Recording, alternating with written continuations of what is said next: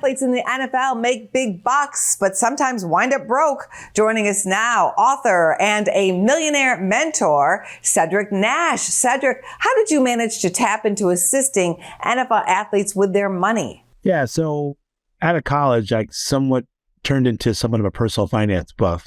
I had 4 millionaire mentors, 3 which were Black and 1 was white, that poured a lot into me, shaped my mindset around building wealth. And so when I came out of college, I was very focused on turning my $36,400 a year salary as a software engineer into millions like they did. So as a result of that, I kind of developed a passion for it.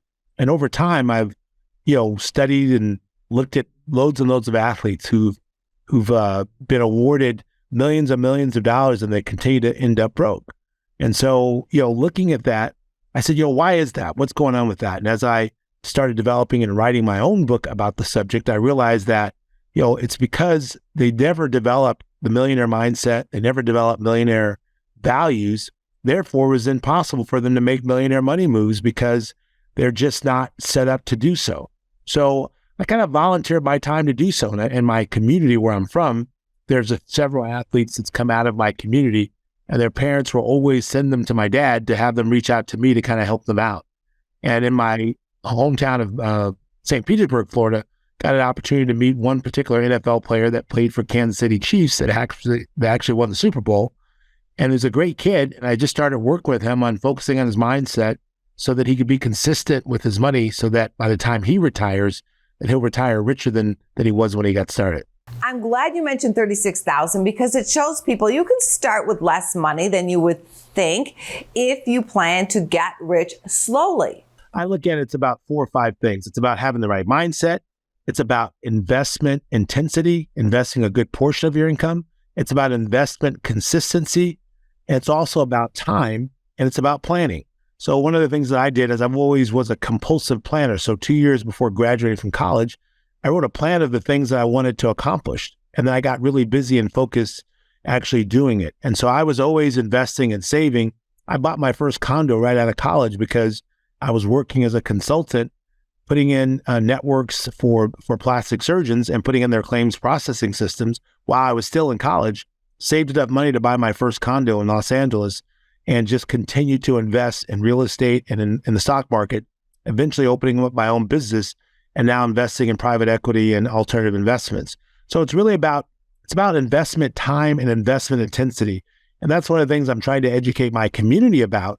It's not so much what you invest in, as long as you're investing in quality investments, but investing over time and regularly is what makes all the difference in the world. How important was it to buy a home versus rent a place to live on your way to becoming a millionaire? Oh, it was huge. I mean, it's like it allowed me to build up equity and build up, thus my net worth over time, and not build up, the equity of some other landlord who owned the property.